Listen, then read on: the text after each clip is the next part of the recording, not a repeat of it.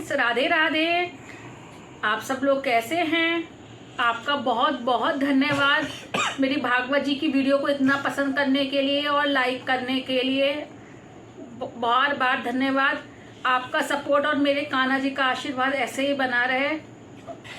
और आपसे एक अनुरोध है, अगर आपको मेरी वीडियो अच्छी लग रही है तो प्लीज़ मेरे चैनल को सब्सक्राइब करें, वीडियो को लाइक करें और कमेंट जरूर करें। राधे। सुखदेव जी वर्णन कर रहे हैं, आज मंडल की स्थापना हो गई है, अब मैं इस मंडल का अध्यक्ष बनूंगा। ये कौन कह रहा है? कान्हा जी कह रहे हैं। किस मंडल की बात हो रही है? ये मंडल हमने कल पढ़ा था, तो मंडली बनाएंगे जिसका नाम होगा बाल गोपाल चौर्य विद्या प्रचार मंडल। इस वाली मंडली की बात हो रही है। तुम सबको तो इतना ही देखते रहना है कि ये गोपियां दूध दही माखन लेकर घर से बाहर कब जाती हैं, कौन से रास्ते जाती हैं और वापस कब लौटती हैं। बाकी सब मैं संभाल लूंगा।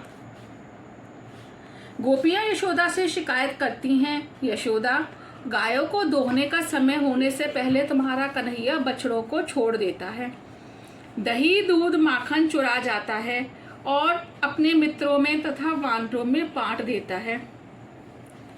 हम दूध दही माखन चाहे जहां रख दें, छींके पर चढ़ा दें, तो भी वह चुरा ही जाता है। माखन अंधेरे में छिपाना चाहें तो अंधेरा भी उसे रोक नहीं पाता। कृष्ण जहां जहां जाते हैं वहां प्रकाश फैल जाता है। हम यदि कन्हैया को चोर कह देती हैं तो वह हमें कहता है, तू चोर, तेरा बाप चोर, इस घर का मैं स्वामी हूं। गोपियों की शिकायत और यशोदा के उत्तर देखिए। माता, क्या बताऊं तुम्हें, गायों को दोहने के समय के पहले ही कन्हैया बछड़ों को छोड़ देता है। समय पर बछड़ों को छोड़ने वाला तो सामान्य गोपाल है, यह तो श्री कृष्ण है। श्री कृष्ण तो समय के पहले ही बछड़ों को अर्थात जीव को मुक्त करने में समर्थ है। समय होने पर जीव को जो मुक्त करते हैं वह है मर्यादा पुरुषोत्तम राम, किंतु कन्हैया तो पुष्टि पुरुषोत्तम है। कन्हैया क्रमश मुक्ति देने की अपेक्षा जीव यदि पात्र हो तो समय के पहले भी मुक्ति देता है। जिस जीव पर कन्हैया का अनुग्रह होता है उसे मुक्ति पाने के लिए क्रम की प्रतीक्षा करनी नहीं पड़ती। अब यदि इस जन्म में चोरी व्यभिचार आदि ना करे, उच्च वर्णों की भली भांति सेवा करे, तो अगले जन्म में उसे वैश्य जाति में अवतार मिलता है। वैश्य यदि नीति पूर्वक जीवन जिएगा तो अगले जन्म में क्षत्रिय होगा, और अगर क्षत्रिय जन्म में वह क्षत्रिय धर्म का पूरा पूरा पालन करता है तो अगले जन्म में वह ब्राह्मण बनेगा। अब ब्राह्मण सदाचारी होगा तो वह अगले जन्म में अग्निहोत्री ब्राह्मण बनेगा। फिर अगले जन्म में वह होगा ब्रह्मनिष्ठ योगी। ऐसा योगी सद्वर्तन, योगाभ्यास और ब्रह्मचिंतन उत्तरोत्तर बढ़ाता जाए तो भी उसे 2-3 जन्म और लेने पड़ते हैं, और इस प्रकार उसके क्रियामान संचित तथा प्रारब्ध कर्म निशेष हो जाने पर जीव शुद्ध होगा, और शुद्ध होने पर ही जीव को मुक्ति प्राप्त होगी। तो यह है क्रम मुक्ति का मार्ग। ठाकुर जी जिस किसी जीव पर विशिष्ट अनुग्रह करते हैं उसकी मुक्ति हो जाती है, फिर चाहे वह किसी भी वर्ण का क्यों ना हो। श्री कृष्ण दोहने का समय होने के पहले भी बछड़ों को छोड़ देते हैं, अर्थात वह निश्चित समय के पूर्व भी जीव को मुक्त कर सकते हैं। श्री कृष्ण तो अनुग्रह अर्थात पुष्टि पुरुषोत्तम है। जिस किसी जीव पर वह अनुग्रह करते हैं वह तत्काल मुक्त हो जाता है। जिस प्रकार कोई राजा जब चाहे तब किसी व्यक्ति को राजा बना सकता है, उसी प्रकार श्री कृष्ण जब चाहें किसी भी सुपात्र जीव को बंधन मुक्त कर सकते हैं। श्री कृष्ण पुष्टि पुरुषोत्तम है, अन्यथा वैश्य, क्षत्रिय, ब्राह्मण, अग्निहोत्री, ब्रह्मनिष्ठ योगी आदि उत्तरोत्तर क्रमिक वर्णों से गुजरे बिना मुक्ति नहीं मिल पाती। यदि कन्हैया किसी जीव के प्रति दयालु हो जाए और कृपा कर दे तो वही जीव सीधा बैकुंठ में जा सकता है। वैसे भगवान की साधारण कृपा तो सभी जीवों पर होती ही है, किंतु किसी जीव पर वे विशिष्ट कृपा भी कर देते हैं। जब कोई जीव परमात्मा की प्रार्थना, धारणा, चिंतन, साधना करते करते थक हार कर रोने लगता है, दीन हो जाता है, उस जीव पर प्रभु की विशिष्ट कृपा दृष्टि होती है और उस जीव को उसी जन्म में मुक्ति मिल जाती है। जीव जब अतिशय साधना करता हुआ नम्र बनता है तो वह प्रभु का प्रिय पात्र बनकर कृपा पाता है। कई बार ऐसा होता है, साधना करते करते जीव अभिमानी होने लगता है। ऐसा होने से उसका पतन होता है। यशोदा ने गोपियों से कहा, यदि मेरा लाला तुम्हारे घर आकर कुछ भी शरारतें करे तो उसको डांटती रहना। गोपी, माता, अरे हम उसे क्या डांटेंगे, वह तो हमें डांटता रहता है। एक सखी ने कहा, माता तुम्हारा कन्हैया माखन चोरी करता है।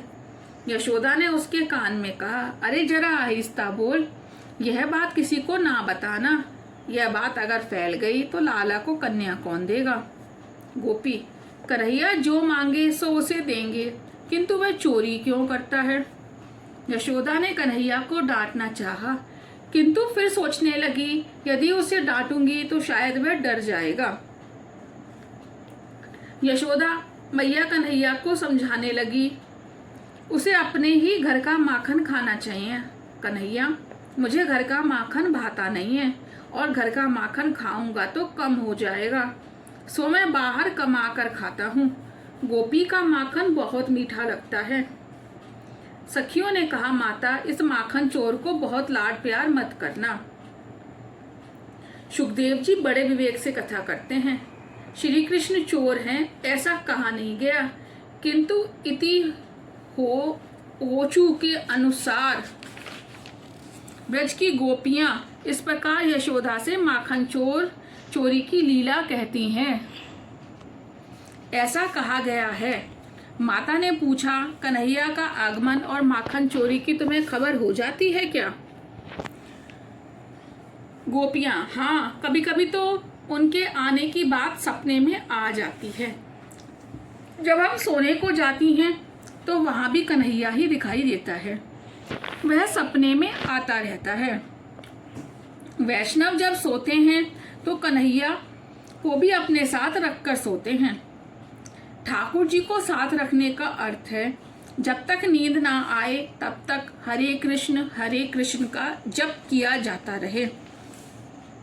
बिस्तर पर जाने पर यदि कोई वस्तु याद आए तो मान लेना कि तुम्हारा मन उस वस्तु में फंसा हुआ है। कई लोग बिस्तर पर सोते सोते अगले दिन के कारोबार, लेन देन, हिसाब किताब आदि के बारे में सोचते रहते हैं। लोभी का मन द्रव्य में, कामी का मन नारी में, दुष्ट व्यक्ति का लड़ाई झगड़े में फंसा रहता है। बिस्तर में तो उसे सब कुछ भूलकर हरे कृष्ण ही जप करना चाहिए। लाला का नाम तो अमृत से भी अधिक मीठा है। मुझे तो कृष्ण कृष्ण बोलने की आदत हो गई है। यह तो मनुष्य का स्वभाव ही है कि दिनचर्या से निवृत्त होने के बाद बिस्तर पर सोने पर प्रिय विषय वस्तु की याद उसे आती रहती है। सपने में मैंने देखा, कन्हैया अपने मित्रों के साथ मेरे घर पर आया। उसने माखन चुराया और मित्रों के बीच लुटा दिया। जिस किसी वस्तु में मन फंसा होगा, सपने में वह याद आएगी। मन की परीक्षा सपनों से होती है। सपने में जब कन्हैया दिखाई दे तो मानो कि तुम सच्चे वैष्णव हो। अधिकारी को प्रभु की पहली झांकी सपने में होती है। एक और गोपी ने बताया, घर में कन्हैया सभी का चहेता है। अपने जेठ जी को मैं भोजन परोस रही थी। मन कन्हैया की मीठी यादों में खोया हुआ था। जेठ जी ने मुझसे मुरब्बा मांगा। छीके पर से मुरब्बे की हांडी उतारकर परोसने लगी। मुरब्बा बहुत सरस था और फिर हर किसी अच्छी वस्तु को कन्हैया को देने की मेरी इच्छा हो आती है। कन्हैया को कितना भाएगा मुरब्बा। यदि कन्हैया इस समय आ जाए तो मेरे जेठ जी उसे भी खाने पर बिठा देंगे, मैं उसे मुरब्बा दूंगी। माता कन्हैया आए इस इच्छा से मैं तो ऐसी बह गई कि पागल सी हो गई और मुरब्बे की हांडी को छीके पर चढ़ाने के बदले अपने मुन्ने को ऊपर रख दिया। मेरे पति भी कन्हैया के प्रेम में ऐसे ही पागल हो गए हैं, सारा काम काज छोड़कर उसी की रट लगाए रहते हैं। यशोदा, क्या बात हुई थी सखी? सखी, मेरा स्वभाव हो गया है, रसोई बनाते समय भी हरे कृष्ण जपती रहती हूँ। अब आज मेरे घर मेहमान आए हुए थे। मेरे ससुर जी बड़े क्रोधी स्वभाव के हैं। उन्होंने मुझसे कहा आज मेहमान भोजन करेंगे, सो सावधान रहकर भोजन बनाना। हम वाटिका जा रहे हैं, 2 बजे लौटकर भजन करेंगे। कृष्ण जप में कहीं रसोई बिगड़ ना जाए। मैं भोजन बनाती हुई सोच रही थी कि भोक्ता तो परमात्मा ही है, भोजन तो उस रसरूप प्रभु के लिए बनाया जाए, और मैं हरे कृष्ण का जप करती हुई रसोई बनाने लगी। रसोई बनाते समय फिल्म की बातें सोची जाएंगी तो काम के परमाणु से भोजन दूषित होगा। भोजन बनाते समय मन में अच्छे बुरे विचार के परमाणु भोजन में जा मिलते हैं। भोजन बनाते समय, रोटी बेलते समय हरे कृष्ण का जप करते रहोगे तो भोजन सात्विक बनेगा। पवित्रता से रसोई बनाओगे तो भोजन करने वाले का कल्याण होगा। आज की नारी तो शाम को ही फिल्म के गीत ही गुनगुनाती रहती है। भोजन बनाते समय वह फिल्मी गीत गाती रहती है। ऐसा करने से भोजन अपवित्र हो जाता है। मैंने सारी रसोई तो सावधान रहकर बनाई। अंत में मोहन भोग बनाने लगी तो विचार आया कन्हैया को यह बड़ा पसंद आता है। हृदय में कन्हैया को मोहन भोग खिलाने की इच्छा हो आई। मेरा दिल मानो हाथ से जाने लगा। मुझे भास होने लगा कन्हैया आंगन में आया है, घर में आ रहा है। रसोई घर में आ पहुंचा। इस प्रकार मन कन्हैया की कल्पना में डूबा हुआ था, सो मोहन भोग में चीनी के बदले नमक डाल दिया। भगवान को भोग लगाया। ससुर जी और मेहमान आए तो उन्हें परोसा। वैसे तो मोहन भोग नमकीन हो गया था, किंतु उसमें भक्ति का पुट लगा हुआ था, अतः मेहमान ने तो उसकी प्रशंसा करते हुए खाया। यह भोजन नहीं अमृत है, ऐसा कहा। भगवान के नाम अमृत के पुट से नमक का स्वाद मीठा हो गया। मेरे क्रोधी ससुर जी ने भी मेरी रसोई की और मेरी भी प्रशंसा की। यह मेरी पुत्र वधू नहीं, अन्नपूर्णा लक्ष्मी है, ऐसा कहा। अंत में जब मैंने खाना खाया तो पाया कि मोहन भोग मीठा नहीं नमकीन है। माता, मेरी तो इस कन्हैया ने लाज ही रख ली। राधे राधे। आगे का कल पूरा करेंगे। धन्यवाद।